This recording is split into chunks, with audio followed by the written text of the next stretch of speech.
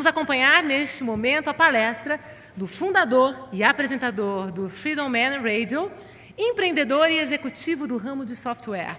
Ele é graduado em História pela McGill University, Mestre em Filosofia pela University of Toronto e também estudou Literatura, História, Economia e Filosofia na York University. Eu chamo ao palco Stefan Molyneux.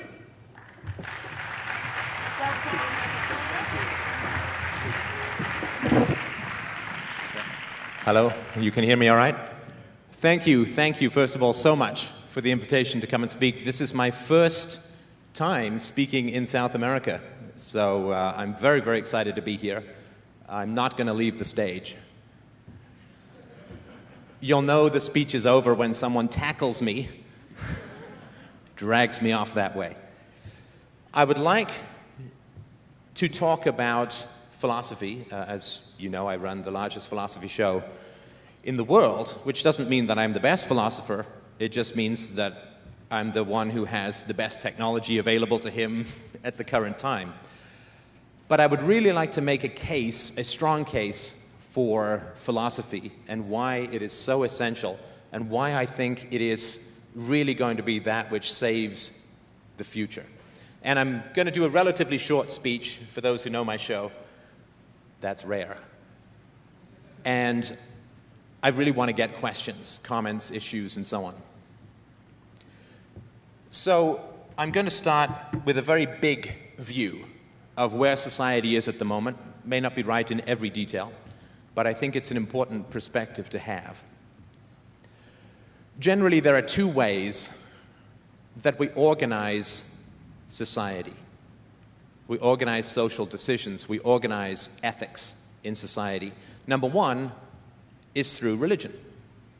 Number two is through the state.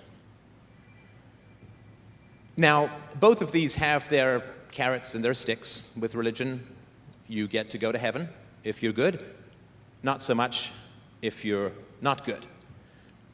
With the state, you get to retain your freedom if you obey the law, and you have to go to jail if you don't.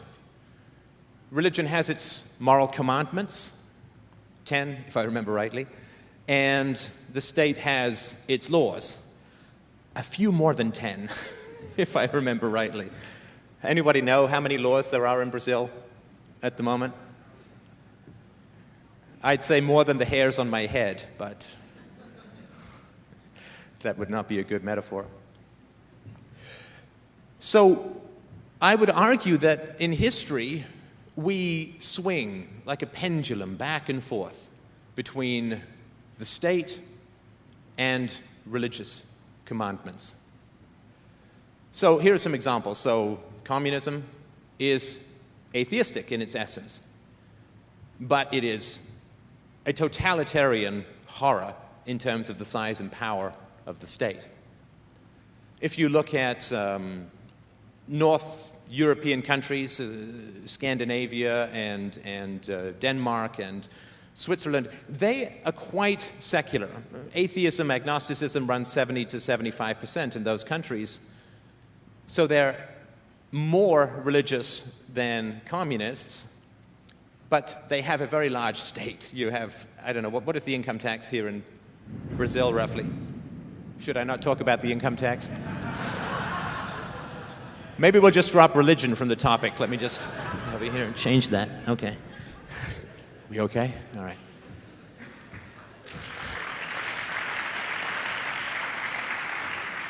If there are any lightning bolts that come down, I promise you it is not a special effect. Call someone. Hopefully an ambulance and not a priest.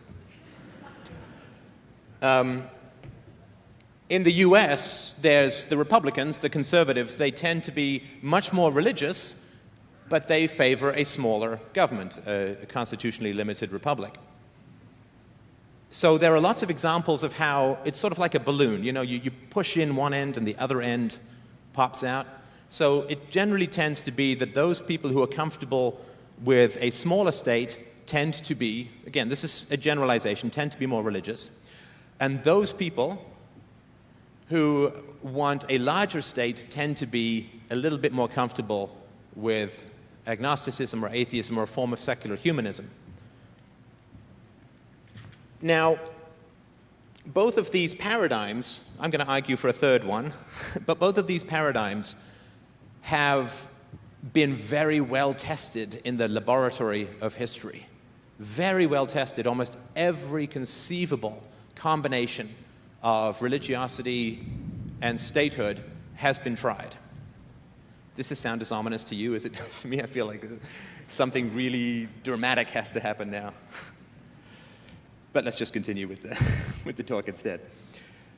And if you look at where religion has had its greatest powers, where really we've had theocracy, I'm really talking about the West in general. We could talk about the East another time, but in the West in general, Christendom had its greatest powers in terms of secular ruling and religious ruling throughout the Dark Ages, the Middle Ages, and there was some significant lack of progress, obviously economically and in terms of human rights and so on. So when you have a strong ascendancy of religion, you could make the case that it does not get the kind of success that other forms have been tried. Of course, I think it's very easy for us to understand, particularly given the history of the 20th century, that when the state is in its ascendancy, it's just catastrophic.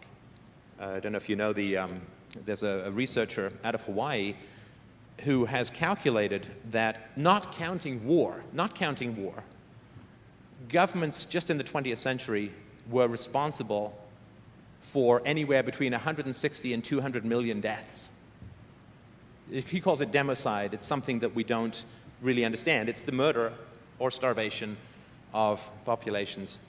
And if you add, by governments, and if you add war in, I mean, it's just unholy. So these are both very old institutions. Religiosity grew out, I would argue, out of a very primitive kind of superstition where we wanted to know how the world worked and why, but we didn't have the methodology, the scientific method, all of the structures of reason that came out of the Enlightenment and the Renaissance. We didn't have those structures. We needed to have answers. We didn't have the structure for answers, and so we had beliefs in gods and so on. You can trace that throughout human history.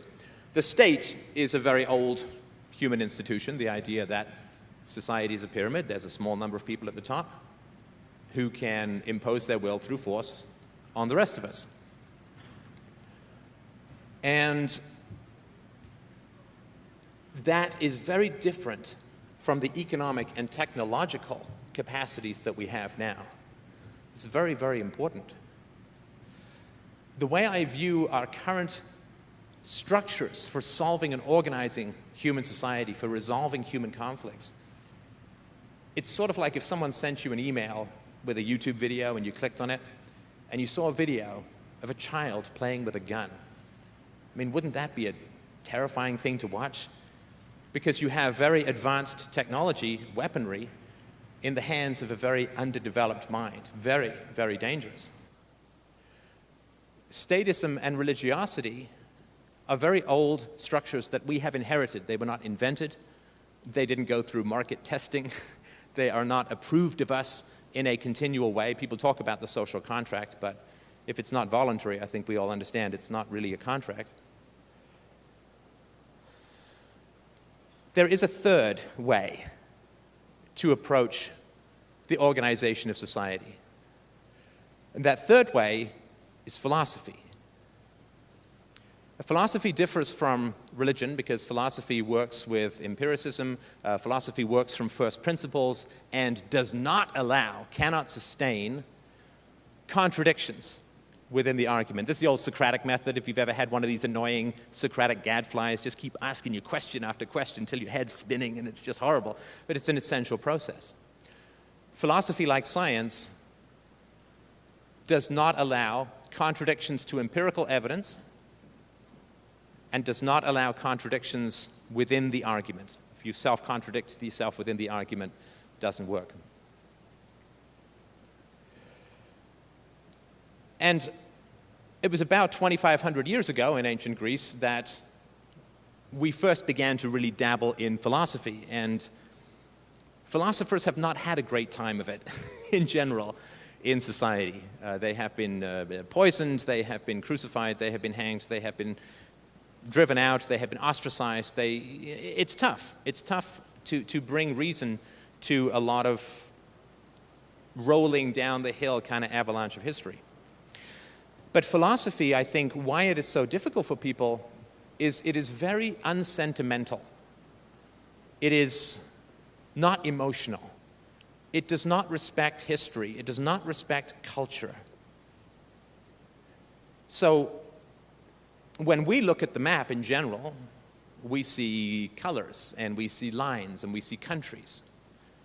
But philosophy doesn't see that, because that is a map, that is not the world. If I paint a picture of a green tree while looking at a tree that is bare, if I paint a picture of a lush tree while looking at a tree that is bare, my painting doesn't become the tree. I got to come up with a good metaphor for thunder. I'll put that in the background, it'll come up, I'm sure. When a philosopher, I think when good philosophers look at the world, they see it clear and straight for what it is, which is that there is no magical line in the ground between countries. What there is in the world is there are people and there are things. There's land, the mountains, rivers, trees, forests, yeah, got all of that. But we look at things like countries, and philosophically, you can't sustain it. Because these lines exist in our heads and they exist in maps. They do not exist in the world. And without philosophy, we have a great deal of difficulty understanding the world. So how many of you are economics geeks like me and love to follow the Euro crisis? Anyone? Euro? Oh, good. Okay, good.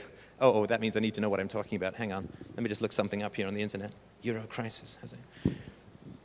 But I just came from doing a talk in Texas, and they wanted me to do current events. So, I put my hazmat suit on, and I read papers. I read the Wall Street Journal cover to cover. And I couldn't help but notice that the articles in the Wall Street Journal about the Euro crisis all had the same characteristic.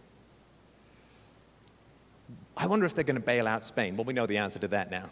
What, 125 billion euros? I always feel like it should be Dr. Evil, You see that movie? Billions, who knows, right? They could just print this money. It could be monopoly money for all that matters. I mean, how can they all be in debt and lend to each other? It's mad. But they're all talking about, will they going to lend? Will Angela Merkel see her way past Germany's historical skepticism about bailouts after having spent $2 trillion on Eastern Germany over the past 30 years? Will they end up, what are the bond traders going to do? And, what's the European Central Bank administration going to do? And all it was guessing the opinions of a tiny elite. I mean, that is fundamentally a bad religious exercise, like being an Aztec priest and reading chicken entrails. What are these people going to do? It's all just guessing opinions. There were no facts in the whole series of articles that I read, and it must have been half a dozen of them. And do you know what else there wasn't in this? And it's something that we see so rarely, I don't think we even look for it anymore. But there was not one single ethical question in the entire analysis of a giant financial whirlpool that is sucking down the future of hundreds of millions of people and destroying the lives of the young like a forest fire on dry shrubbery. Unemployment rate in Greece for the young is over 50%, and that even counts people who are working for the government. Unemployment in Spain is reaching even higher. This is an entire population that is bereft of opportunity. And there's not one single ethical analysis, because philosophy takes the European crisis apart very simply, very quickly, and very easily. Let me give you an example. Go to a philosopher and say, Europe's in economic crisis. What's the problem? Well, they're printing too much money. Oh. What are they printing this money based on? Nothing. They're just printing presses, out it comes. Well, that's easy enough to solve. Just enforce your laws against counterfeiting. What? What, the people who enforce the laws are the counterfeiters? Well, there's your problem. Not hard to do. I hear that Brazil has some familiarity with the concept of tariffs. Yes? Tariffs are quite easy to analyze morally. Very easy. Do you have the right to initiate the use of force against people freely trading? Of course not. Because people freely trading are not initiating the use of force against anyone. It's like chopping people's hands off for shaking hands. It's completely wrong.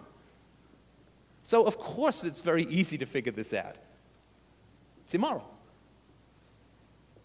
But we have this weird thing where if we make up a different word, we get a different reality.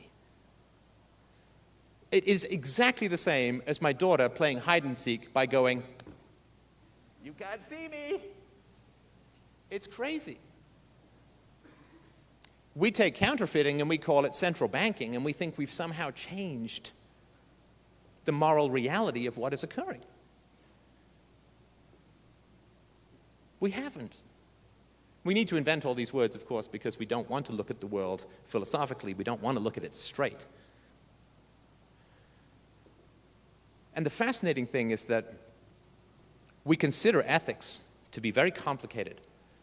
You know, there was a guy on American television recently. He was a Harvard professor, Lord help us. And he had ethical questions that he said, I pose these ethical questions to my class, to my students. You're in a lifeboat. You know, it never goes well from there. You know, it's never like you're in a lifeboat and you've won the lottery. And, you know, you're in a lifeboat and down drops Carlin Miranda in her prime. It's never that. You're in a lifeboat and you're all starving and there's a sick guy. Do you eat him first? Or, you know, the one with the trolley coming down. Which way are you going to throw the switch? How many people are you going to kill? We try to complicate ethics. But I will say to you that ethics is ridiculously simple. And I can prove it to you in one sentence. Anything that you can teach to a 3-year-old cannot be that complicated. If we say ethics is too complicated for us, it's like saying, well, okay, 3-year-olds should be toilet trained, but we can't expect that from adults. Because what do we say to our children? Don't lie. Don't steal. Don't hit. And then we grow up. And we create a society or submit to a society that violates all of those rules with every waking breath. And then we wonder why things go wrong in society. People are 100 or 200. You know how we look back at slavery and we're like, how could anyone could ever have imagined that that was okay? I think people are going to look back and say, well, we countenance the initiation of force at all times. Through taxation is the initiation of force. You may like it, you may agree with it, you may think it has utility, but it is the initiation of force. Tariffs are the initiation of force. Fire alarms are the initiation of interruptions, but not force. Is that better than the thunder? It's less theologically creepy, right? Okay, good. But we keep ignoring the basic violations of ethics in society. And then we wonder why things keep going so wrong.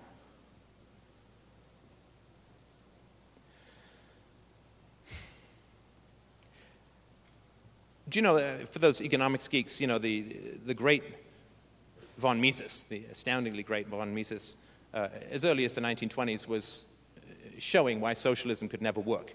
Because without prices, there's no objective way to determine value. There's no objective way to determine subjective value. And there's no way to allocate resources unless people can freely bid for them in an open market. And thus, central planning, you know, can never work, will always collapse and waste ridiculous amounts of time and produce crappy cars and all that. With that insight, you don't need to worry that much about socialism when you sort of talk about it. Not only is it immoral, I would argue, because it initiates the use of force, violates persons and property,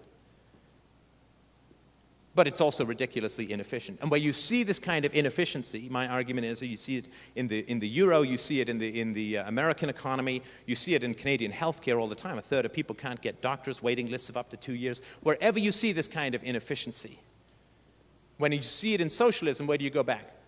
Calculation problem, the price problem, the lack of incentive problem, no personal property, no chance to gain. When you see all of these effects that are catastrophic, we have this tendency to look back and think that there's got to be some incredibly complicated reason. If only they'd written the Maastricht Treaty just a little bit better, we'd be fine. If only we had a different central planner in charge of the economy, if only they were a little smarter or a little less corrupt or whatever, we'd be fine. But I would submit to you that it is as simple as violating basic moral rules. You violate the basic moral rules, and the cascade effect and the domino effect keeps flowing until we get it right, until we return to the same finger-wagging lectures we give to our 3-year-olds. Do not steal. Do not hit. Do not lie. Thou shalt not kill. Thou shalt not steal. Thou shalt not bear false witness against thy neighbor, if you prefer it in that context. If we build a society, if we imagine a society, if we can conceive of a society in conformity with the basic moral rules that we expect our 3- and 4-year-olds, but not our 30- and 40-year-olds to follow, I submit that we will turn things around, because we are at an incredible crossroad in society. Literally billions of people are alive because we have a relatively free market in the world. Literally billions of people. If you look at the population growth from the Middle Ages upwards, it's staggering. Literally billions of people's lives hang in the balance of whether we can continue to protect persons and property in an objective fashion. If we can't, it will be, I think, the greatest death toll that can be conceived of. I know it's an extreme scenario, but there's no question that if we cannot sustain the free market, the death toll will be enormous. And free markets are under attack all over the world because we forget, thou shalt not steal. Philosophy clarifies things in such a ridiculously easy way that it's hard to fathom how simple it is. You know, like if you get the right structure, everything makes sense. You know, way back in the day before Copernicus and Kepler, there was a Ptolemaic system of astronomy. They sort of thought the circle was the perfect shape of the deity. And so they said everything has to be a circle. And then, you know, when you go around the sun, Mars does this weird kind of samba step or something like it, just this retrograde motion. And they tried to fix this into all these perfect circles and so on. With the Earth at the center of the solar system, it got more and more complicated. And then, what happened? Well, some enterprising astronomers moved the sun to the center of the solar system. Everything fell into place. All the complicated, endless, brain-bending calculations, the sheets and stacks of paper, the abacuses you had to fly back and forth like castanets, that all went away because they got the accurate representation of the solar system. They moved the sun to the center. Earth went around. Mars went around the Earth. Everything made sense. You just need one equation. Our society is horrendously complex because we have not put the 2 basic principles of ethics at the center of our society. The non-aggression principle: do not initiate force. Force is only valid in an extremity of self-defense. Do not initiate force against others. And property rights. They're really 2 sides of the same coin. Person is property. Personhood is property. Until we are willing to take the great leap of astronomy in ethics and put these principles at the center of our social thinking, I submit that we were going to get less free as time goes along. Society is going to seem more complex, harder to manage, and the rules will multiply and multiply until they cannot possibly be obeyed. And then we are all one bad glance from a guy in blue away from a jail cell. If we can move these principles to the center of our society, I believe we can taste a freedom that has never been experienced before. We can have a wealth that has never been experienced before. If we try to obey endless little rules, we are enslaved because they always multiply. If we obey the few very simple rules, the ones we teach our children, the ones which are enshrined in the common law of human history, if we are philosophical, then we are free, and I don't think there's any other way to do it. Thank you. That's it for my little speech. I'm happy to take questions or comments, criticisms. Thank you.